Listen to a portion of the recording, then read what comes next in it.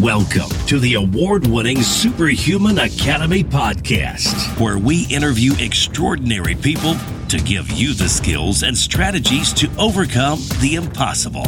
And now, here's your host, Jonathan Levy.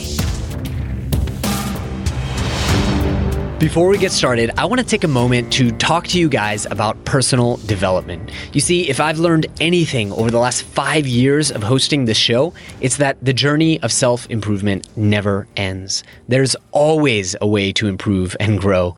That's why my team and I have recently launched SuperHuman Squad, an all-access pass to our full library of personal development courses.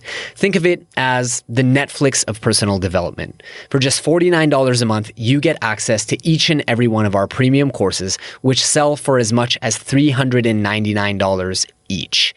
Best of all, you'll be the first to gain access to our new courses that we're developing in partnership with some of the most esteemed thought leaders we've ever hosted on the show. To get started, simply visit superhumanacademy.com. Greetings, SuperFriends, and welcome to this week's episode, which is lovingly handcrafted thanks to a lovely review from Brielle Kalin from Canada, who says, palpable, 5 stars, an ever-changing podcast that promotes self-growth and reflection while keeping you mentally stimulated throughout each episode. Highly recommended, has shown me how to live my own life in a positive, proactive manner and less reactive. Has me hooked. Well, thank you so much, Brielle. I really love that review. It almost brought tears to my eyes the first time I read it. So thank you. Thank you. And for those of you who haven't left a review or who have, please leave reviews. I know I'm like 2 months, 3 months, 4 months behind on reading them on the air, but I will read your review out, and I do appreciate it. On to today's episode. You guys, today we are joined by Dr. Anne Shippy. She has an incredible story of starting medical school late in life, going on to become a functional medicine doctor, and then a successful entrepreneur, building her entire brand with books and a clinic and supplements, and fascinating. But her area of specialty is extraordinary wellness and using cutting-edge science testing and the latest genetic research to find and treat root causes, not just symptoms. So her area of specialty, and one that I wanted to spend really the entire episode talking about, is preventative maintenance. How do we avoid getting the disease so that we don't have to treat it? I've been really fascinated with this, as in my own life, I'm looking at more and more people around me in my family and my social circles aging and starting to get all kinds of weird ailments and afflictions. And I've been trying to ask myself, how can I, as someone who aspires to become superhuman, how can I just avoid that whole mess altogether? I think in this episode, you're going to learn a lot about that. You're going to learn about some really interesting things we haven't talked about on the show. I learned a lot, and I'm sure you will too. So please enjoy this wide-ranging conversation with Dr. Anne Shippy.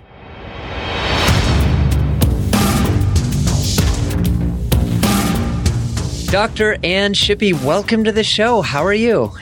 Thanks for having me. I'm excited to have this conversation with you. Likewise, it seems very well timed because just the other day I was saying to my wife that we need to be doing more to be on the lookout and be preventing a lot of these things that unfortunately are starting to happen to friends and family as they get older, and just feel like we could be proactive instead of reactive. So this is really good timing. I love that. There's so much that we can do to really make a difference in the trajectory of our health. And actually, instead of feeling like we're aging, we can feel like we're getting better with age.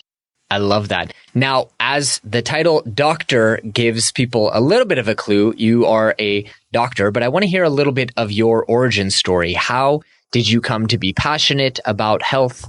What was the turning point where you said, this is what I'm going to devote my life to? It's been quite a journey. I started out my career as a chemical engineer working for IBM, and I really loved it. I was into the middle and executive management side of things, and I was getting to lead teams that I felt were doing really great things, like getting chlorofluorocarbons out of our manufacturing processes years before they were mandating, and really leading the industry. But I went on vacation one year and I came back and my life was never the same.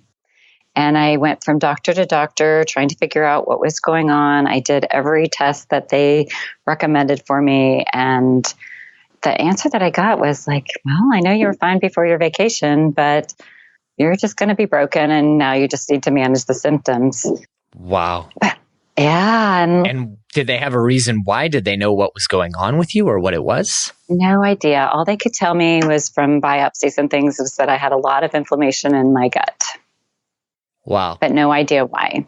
Thanks, modern medicine. Yeah. And it was before the internet. So they put leeches on you and that was the cure. Right. Well, over time, over the period of about 6 to 9 months, I read everything that I could find that I thought would be helpful. And then I started looking outside the box. I went to see a nutritionist and a naturopath and acupuncturist. I tried a whole bunch of different diets. I even learned a little bit about Ayurvedic medicine. And miraculously, my gut started healing up and I started being able to put weight back on and have energy and not look like I was dying and feel like I was dying. And it got me so fascinated with how the body worked that I woke up one morning and decided to go to medical school. Wow. And what age were you at this time? I was about 30, 31. I started medical school at 32. Good for you.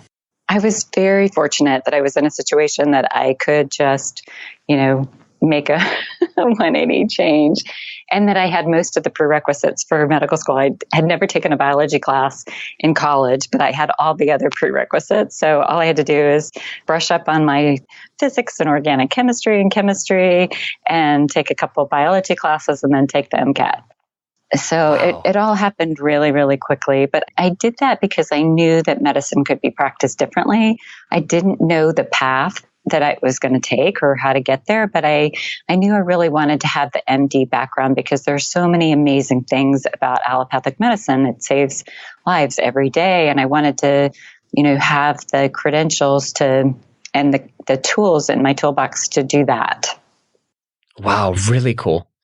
In med school, I had my first child, and then in residency had my second.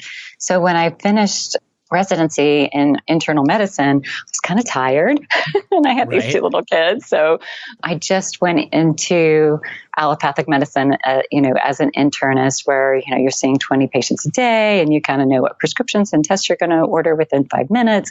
And I had really veered off my original path of what I want. I wanted to do medicine differently, but here I was doing the same kind of medicine that didn't really help me, right? So a couple years into that, I developed a couple of autoimmune disorders. Oh, no. One is called Sjogren's syndrome, and you get a really dry eyes and dry mouth. Like I could not be comfortable talking if I didn't have a mint or gum in my mouth.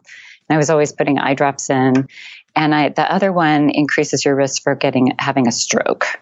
So then, I had done a lot of rheumatology in medical school and residency, so I knew that the answers weren't good for that. Like they could kind of band-aid the symptoms and suppress your immune system, but there was nothing that was going to fix it in my toolbox. And that's when functional medicine, the type of medicine that I do now, started to be on the map. They had little courses that they did a couple times a year with like 40 to 50 people. And I found them and really learned to get back to the biochemistry and physiology and use the latest technology and testing to dig deeper than what we do in allopathic medicine, and figured out what I needed to do to reverse my autoimmune disorders. So then that gave me the confidence to open up my own practice and start doing the medicine that I had really dreamed of doing. Wow. Your story is so incredible to me, and I love it because it's such a beautiful example. People think that we can't continue to learn in adult age, that we'll never learn as well as we did. But clearly you're learning more. I mean, I'm sure being a chemical engineer was quite a lot of learning, but med school and then functional medicine on top of it, that's just incredible. Tell me a little bit about how you learn and how you learned so much. I mean, what was your strategy going back, and especially as you're starting a young family and learning so much? Well, I think part of it is I was born in a family of educators. My mom was an elementary school teacher, and my dad taught at the University of Kentucky in the curriculum and instruction, the teaching teachers how to teach department. And so it was just always so important. And I remember sitting at the dining room table sometimes with my dad, just being so frustrated because he would never just tell me the answer. If we were working on math or I was working on writing a paper and I just wanted, just tell me the answer, just tell me what to do. And he would never do that. It was so important to him for us to learn how to learn how to figure out the answers himself. So he taught us strategies on how to learn from very young ages. And I'm just so grateful to my dad for that, because now I know I can really take any topic that I'm curious about and read about it. And then I think of myself as being a kinesthetic learner. I like to learn a concept or have a hypothesis about something and then try it on, see how it really works and what happens with the idea and explore it further. And that somehow just really gets deep into my brain. If I just sit down and try to memorize things, I'm really bad at that. I really didn't know that I was smart until around 7th grade. Wow. Because so much of the learning was, just memorizing things. And that's not how my brain works. I really have to use the information. And that's when when math started to be problem solving, like learning algebra and geometry and calculus, where you get taught a concept and then you get to apply it in lots of different situations. That's what I love. Incredible. So coming back to the timeline, first, when you went to get your medical degree, it sounds like largely because of your passion for learning and for understanding how people can get well. And then you go on this path of functional medicine. And at this point, it sounds like I'd kind of realized that you wanted to do this for other people. I did. I didn't want, it's kind of like this not on my watch, right? It's like, I know there's different answers and a lot of that people can, rather than just taking a headache medicine or a proton pump inhibitor for heartburn, why is the body doing these things? If your brain's not working well, if you're feeling brain fogged, what is really going on that's causing your biochemistry and physiology to be out of balance? And then let's direct the body in the right direction so that it can heal. Yeah. So I'd love to get into some of the things. I know this is a really broad topic. There's unfortunately so many different diseases, ailments, and afflictions out there that we could probably spend an hour just talking about one and the ways to prevent it. But talk to me a little bit about some of the common ones. Things that people can start doing right away, changes that they can make in their lives that are proven scientifically to help stave off certain types of ailments. Yeah, I love this topic because I tend to have two types of patients, either the ones that are so ill, they sit there at the first visit and say, if you can't help me, I'm giving up. I just know there's no hope if I can't get better with what you do. And then they're highly motivated. I feel like I'm pretty healthy now, but I want to really stay healthy. And so we start with some foundational things that there's really great data with, and then we can dig as deeply as they're interested in doing in very extensive laboratory testing. But some of the main principles that I see help both groups of people is to really get their diet right. We really are what we eat, and the whole field of nutrigenomics, so how the molecules in the food, not just the macronutrients, the carbohydrates, fats, and proteins, but how the molecules in our food really inform our genes on how to express themselves and really guide the details of the biochemistry and physiology at the enzymatic and cellular membrane levels, the mitochondria, all that kind of thing. So just getting our diet super healthy can make a big, big difference. So eating vegetables, one of the things that I think is causing this big shift in children's health is that so many kids are just getting fed really junk food, the chicken nuggets and French fries most of the time. So they need to be eating the good vegetables right from the get-go too. And then as adults, I think a lot of times the vegetables aren't as available in the restaurants and things. And so, we just don't prioritize getting them into our daily routine. But we need to be eating at least a cup of cruciferous vegetables a day.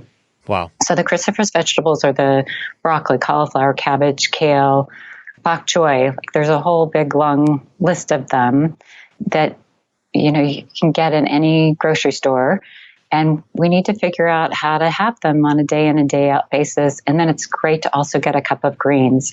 The data on reducing the risk for cancer, for improving brain health, for really supporting our immune system and detoxification is tremendous. It should be headline news every day.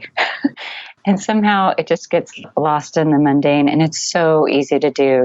Just saute some arugula for breakfast, or have some chopped cabbage that you can quickly make into like a vinaigrette slaw with, I love the Paul Newman's balsamic vinaigrette.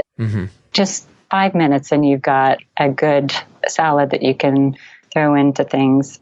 And it's just not that hard to do most days. Then sleep is so important. And I think that's something that we continuously don't prioritize because we, get caught up in something in the evening, or we're just prioritizing other things. But the fascinating data is that we actually detoxify our brains while we're sleeping. Right. There's something called the glymph system that we really need that sleep to help our brains to do that detoxifying and rebuilding. Right. And then it has so many other benefits. Absolutely. Yeah. Many people don't realize, but the brain literally cannot get rid of metabolic waste products unless it's in a specific stage of sleep. So it's not actually enough to sleep. You better be getting through all the right stages of sleep. Even if you're saying, well, I'm sleeping, I sleep 6-7 hours a night, but your sleep is interrupted. You're not getting good quality sleep. Then yeah, you're not moving that metabolic waste product out. It's so, so important. And then one of the other big things that I see in my practice every day is how much we're being impacted by our environment. The little bits of metals and chemicals and pesticides that we're exposed to, one day may not make a difference, but these little exposures that happen every day accumulate and then start to really interfere with very important physiological functions in the body. And there's even big links with autoimmune diseases and this increase in cognitive decline that we're seeing, diabetes. It's pretty much linked with every disease state that we're seeing these big increases in. So there's a lot of things that we can do a little bit at a time to avert that buildup just by avoiding things. So being aware of what we're putting on our skin, even the mattress that we're sleeping on. A lot of the memory foams are very toxic for us. Oh, wow. Yeah, and then avoiding plastics like the plastic bottles, microwaving and plastic, things that are so part of people's day-to-day routines that they don't even think about them. Now, you mentioned diet and the importance of diet. I'm going to ask a leading question that I think I know the answer to based on some of the books you've published, but what's the diet template that you advocate and recommend to your clients? I'm almost wanting to change the name of it because it's gotten so Americanized. But I really advocate for the paleo diet based on the research that Lauren Cordain has done. Mm-hmm. So the hunter-gatherer diet, and that cuts out a lot of the refined foods, the wheat, all the high gluten foods, and the grains, as well as dairy, which is where now there's a lot of misinformation on what paleo is because they're throwing in even cheese sometimes, and then legumes. So what your plate ends up looking like is, to do it healthfully, is at least half of the plate is vegetables, and it can be a mix, the crucifers that I talked about earlier, but a lot of the others with the squash and asparagus and that kind of thing. And then I think most people do well with at least a little bit of animal protein. It doesn't need to be every meal, but I see a lot of amino acid deficiency if people don't put at least some animal protein in. But you want to get it as healthy as you can, organic, grass-fed, range-free chicken or poultry, the healthiest eggs that you can find. Mm-hmm. And then a little bit of fruit. I think a lot of times people are way overdoing the sweets in their diet, even if they're the healthier ones like the honey and maple syrup, which I think are fine in small amounts, or doing a ton of fruit. And then you need good fats. The low-fat diet that came out in the 70s and 80s was so bad for our country. We need good fats to make up our cell membranes, and our cell membranes are Now we know they're the brains of the cell, really. It's so much even more important than the exact DNA that we're born with. We have to have healthy cell membranes to have the chemical messengers to get into the cell where they need to go. And they're made up of fat. So we need good omega-3s and 6s. So a little bit of the good fish that's as clean as possible. And then the nuts and seeds are so, so important.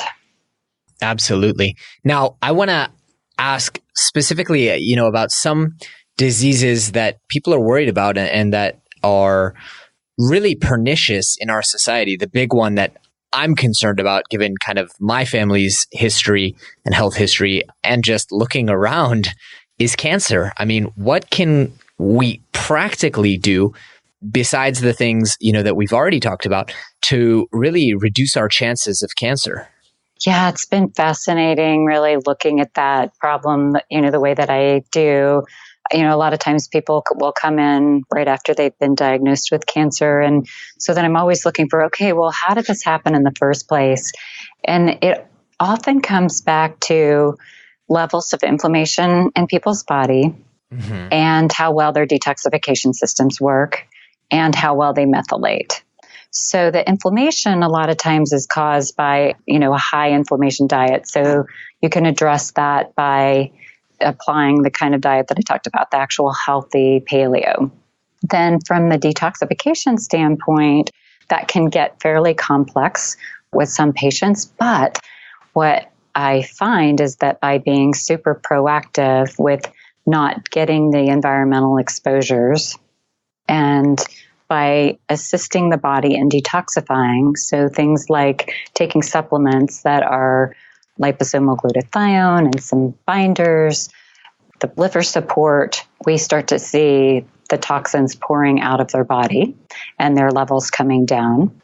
And then having the dietary things that support detoxification. So those cruciferous vegetables, leafy greens, onions and garlic, the high phytonutrients like the berries, as well as supplements that really help with that. So things like resveratrol and curcumin are amazing. Right. I've been doing a turmeric. I haven't gotten to curcumin, which is kind of a more refined form. But what I do is I take my high quality fats, so coconut liquid, not coconut milk, with lots of fat, put a little bit of pepper, because one podcast guest with the Ayurveda background explained that it makes turmeric 2,000 times more effective. A little bit of black pepper, a little bit of honey, a little bit of cinnamon, which is also antioxidant, and then just a whole bunch of turmeric. Blend it, and it's like the most delicious thing ever. Oh, that sounds so good. I'll have to try it. Oh, it's so good. And cinnamon, like if you do a PubMed search on cinnamon, it's so highly studied. So that's actually one of the things that I love to recommend is throw cinnamon in everything. So like this morning, I'm sitting here with a cup of matcha tea with cinnamon in it and a green smoothie that I threw cinnamon in. So that's a great addition, I think, with the turmeric. And then of course with the turmeric, one of the important things about turmeric is that it needs to be organic. Both the cinnamon and the turmeric really, really do need to be organic. I recommend having as much of your food and spices and supplements and things be organic as possible, but especially those two, because when they do look at the incoming material batches, up to 80% of the turmeric can be contaminated to a point where you really wouldn't want to eat it. Oh, wow. Okay. So, I mean, ideally we want to buy either powdered or the actual root, but making sure that it's organic. Mm-hmm. And some of the pharmaceutical grade supplement companies really do a great job of going that extra mile to get the absolute cleanest curcumin. Got it. This episode is brought to you by Ambronite. Ambronite's plant-based meal replacement shakes are made of 100% real foods. They have everything you need and contain zero preservatives, GMOs, or artificial BS. I recently got a shipment of Ambronite, and I have to say, I am pretty impressed. The product blends ridiculously well. It tastes great, not too sweet, and not like grass clippings either. And it actually keeps me satiated for 4+ hours. So So this is one product that I will be carrying in my travel bag, putting in my desks, and placing in my kitchen cabinet. Now, to go ahead and get 10% off of Ambronite's complete meal and balanced meal shakes, visit ambronite.com/superhuman and make sure to use the coupon code SUPERHUMAN at checkout. That's AMBRONITE.com/superhuman and use coupon code SUPERHUMAN at checkout. Now, one thing, Dr. Shippy, that you talked about was toxins, and that's another term like paleo that I think gets used by marketers a lot. You know, these patches will take the toxins out of your body. So I've been curious recently, and I'm going to leverage the opportunity to learn more about it. Like when someone like yourself who actually knows what they're talking about talks about toxins, I mean, what are those? Is that like oxidants, or is it like actually toxic substances in our body? Like, explain to me a little further on what toxins means to a doctor. Well, and it probably, you almost need to be talking to a functional medicine doctor that's really looking at these levels in patients. Because if you just talk to the average MD or DO, they're not going to have that window into what's happening now. So it can be heavy metals. So the mercury, aluminum from things like aluminum cans and aluminum foil, or the residual lead that's in our environment that, you know, comes in through our consumer goods and our food and water, or it can be the pesticides that were sprayed. We can come back to this and talk about it in more detail, but glyphosate is becoming a huge issue. So that's the main pesticide that's sprayed and fumigant that's sprayed on our food. And then there's the volatile organic compounds. So it's the things that are outgassing, especially in our buildings and our homes, from things like paint and carpet and furniture, cabinetry. Mm-hmm. And then there are just the other like manufacturing kinds of chemicals that are ubiquitously coming through in our air and our water, as well as I just did a whole bunch of research around automobile exhaust and how it changes our gene expression. So there's a study that just came out that looked at the changes in gene expression for women that have a bigger exposure to car exhaust increases the risk for breast cancer. So things like living near a big highway, or like working in an environment where there's more gasoline exhaust. So like lawn care where they're, you know, using the lawnmowers and things, or in a warehouse where they're having the machines to move around the warehouse materials. So, and then it can even be in some of our hobbies and things. I see this over and over again with people who are artists, and they're painting or using other materials to make art. Yeah, some of the sickest people actually that I've seen are people who are doing that kind of thing as their career, because they're just not thinking about the solvents that they're using and the paint fumes and that kind of thing. So I can go on and on about this. Yeah, I'm glad I asked, because it's like, you know, if you look at the classical definition of a toxin, it's like rattlesnake poison or mold spores or all this other stuff. But it does seem like in the common kind of nomenclature, it's become much more. It's become a word for stuff you really don't want in your body. I appreciate you making that distinction too, because there's the acute poisoning, which the acute poisoning takes a much higher dose in a short period of time. Whereas more of what I'm seeing as an issue is the chronic poisoning. It's a little bit of this, a little bit of that, a little bit here today, a little bit tomorrow, and then gradually building up. Right. Absolutely. So what are some of the things that people can do? Because I think people, now that they understand what they're up against, they want to know, you know, how affected am I? And I know you had mentioned earlier on in the episode, you know, very, very extensive, which sounds like very, very expensive testing. But what are some things that the average person should do to figure out whether or not they need to go down this path, and kind of what their baseline is? Like, what are they working with right now? Yeah, if you can do the testing with a functional medicine doctor, I would definitely do that. But I don't think most people need to do that. But I think most people should assume that they've had some accumulation of toxins in their bodies and that they need to be proactively getting it out. So the dietary things that I mentioned before if you're doing that most days, that's at least a good foundation. But then there are certain supplements that are great to take to really help open up the spigots and let the toxins out. So I really think most people benefit from taking at least a little bit of liposomal glutathione. And there's some information about that on my website. And then taking at least a little bit of a binder. So the binders that help to pull it out through the gut are things like charcoal, clay, modified citrus pectin, and silica. And again, you don't need to be doing it every day, but if you're doing it often, it can really make a huge difference. This is the first time that I'm hearing about liposomal glutathione. I'd love to hear more about that. Oh, that's my favorite. Because I see such a tremendous impact from doing that. So it's a form of glutathione that instead of your gut digesting it and breaking down into pieces and then having to put it back together. So your body makes glutathione all the time, but it gets depleted from dealing with all these toxins. And then some people have a genetic predisposition to not make it very well. So when you take it in the liposomal form, it gets absorbed right into the bloodstream, all ready to go. Wow. That's cool. So glutathione is essentially a regulator of kind of oxidative stress or an antioxidant?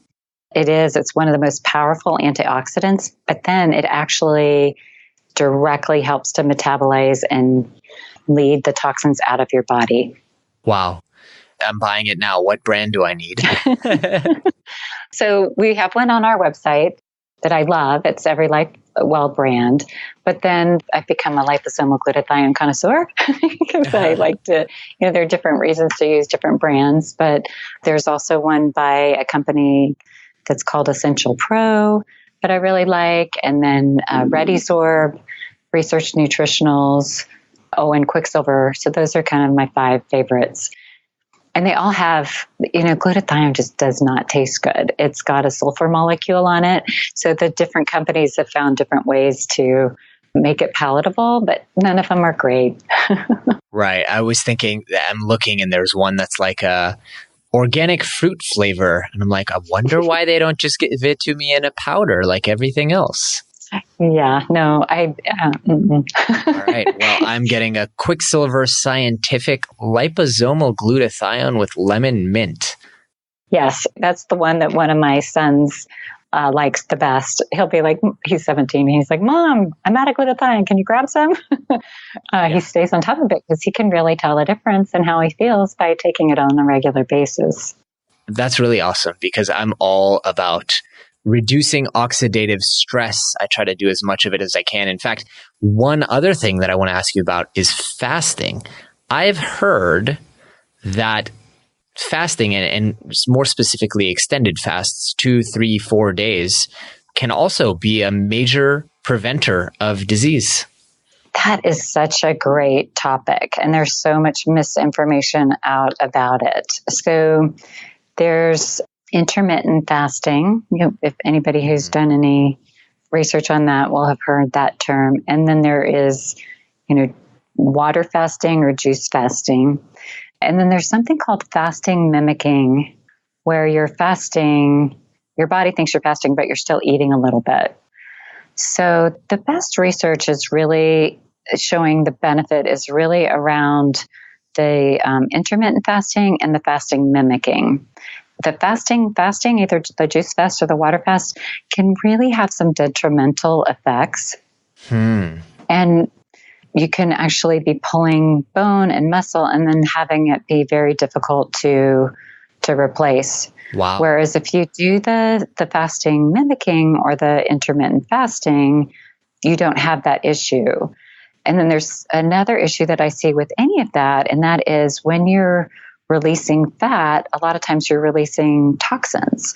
So it's really important to be doing some detoxification support while you're doing the fasting. So the intermittent fasting that I see has the best effects.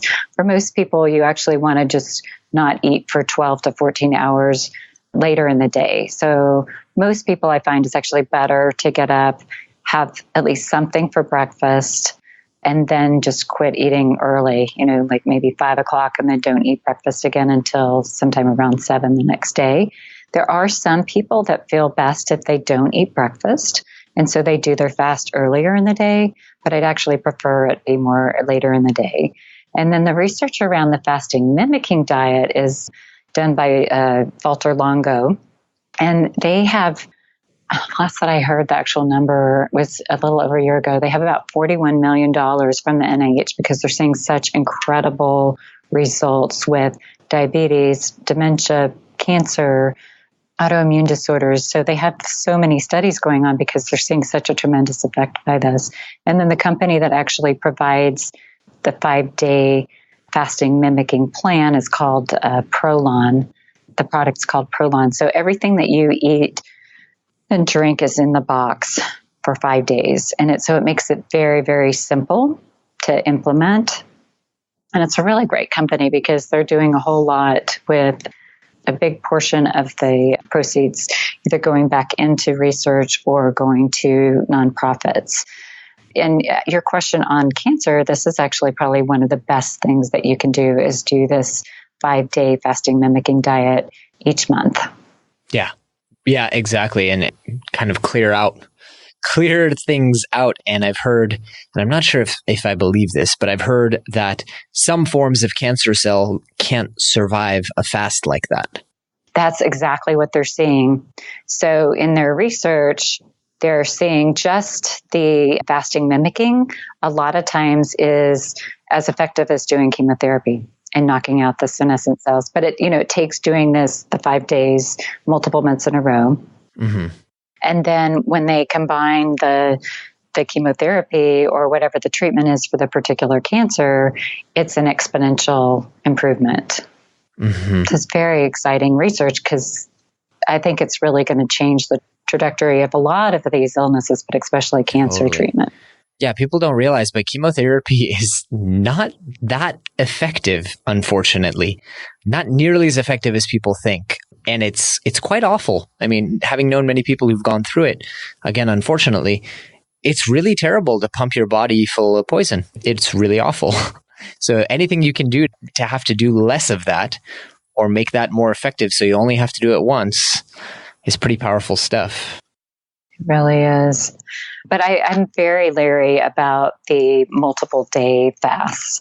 Mm-hmm. I think that can really actually decrease metabolism when you're done, mm-hmm. and can have some losses that are very difficult to recover from. To build back bone and build back muscle can be very challenging.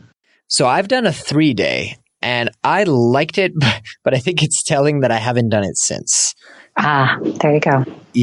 And I felt great after, but it was challenging on a few different levels for sure. Even the fasting mimicking that, where you're still eating a little something each day can be very challenging towards the end of the 5th day. Right. And I imagine the little something is like super high fat, so you can at least keep yourself in ketosis. Exactly. It's so like your snack might be olives for a particular day. There you go. Something to definitely keep the blood sugar low enough that the body thinks it's fasting. Exactly. Now, I want to talk about Every Life Well, and not because you asked me in any way to talk about it, but you're actually quite the entrepreneur. You've got like a huge line of products here. Tell me how that came about.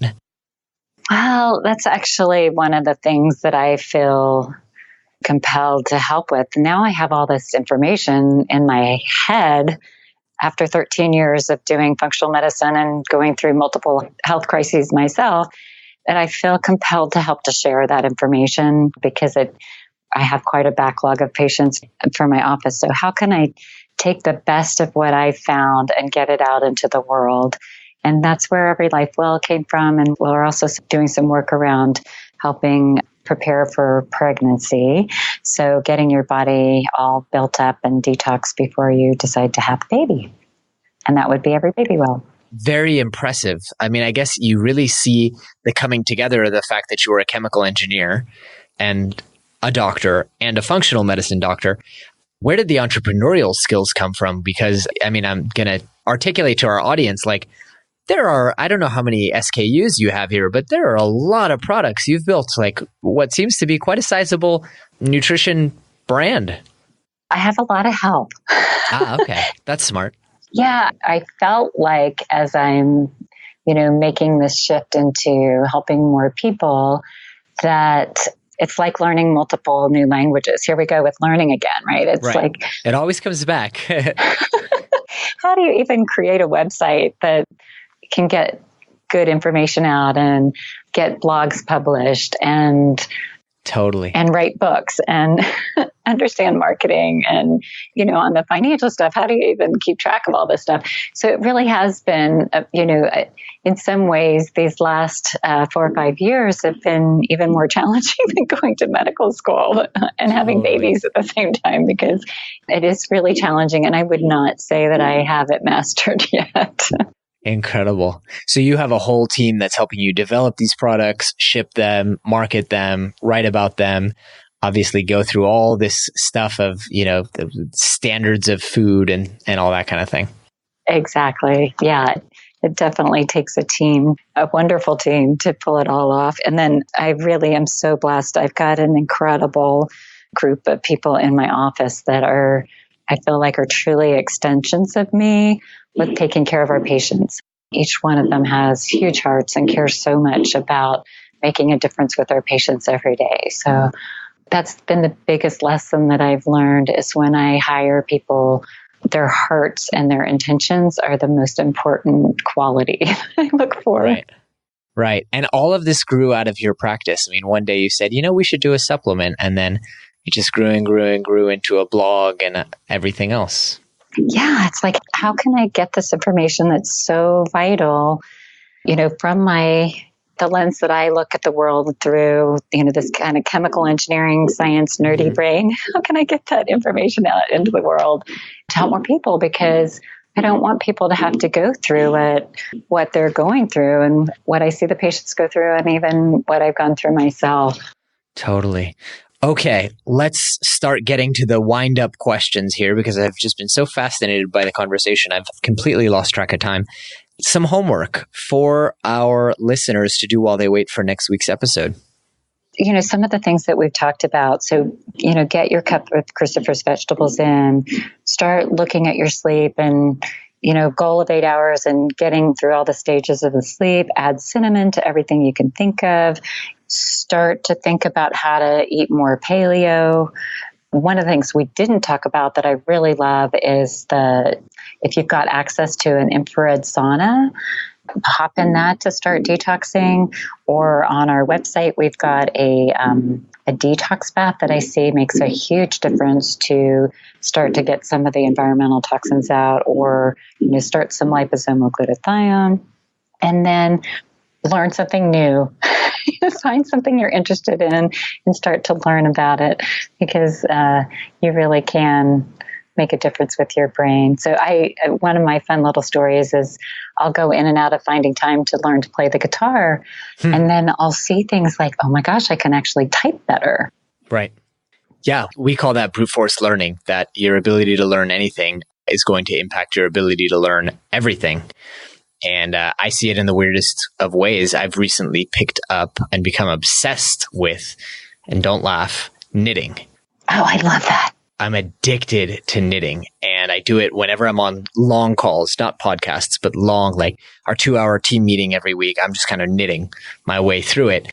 And it's just had an impact on me. I even got a business deal because someone was like, oh, you're such an adorable guy just sitting over there knitting. Yalla, let's do it. Let's go. So pretty cool. That is great. Yeah, pretty cool. So, okay, that's really good homework. What's a product or service you simply couldn't live without? A product or service that I couldn't live without is my liposomal glutathione. I really know that changes the trajectory of my health. Love it. It just went on my Amazon Alexa list. So it's happening. Oh, good. Fantastic. Complete this sentence for me.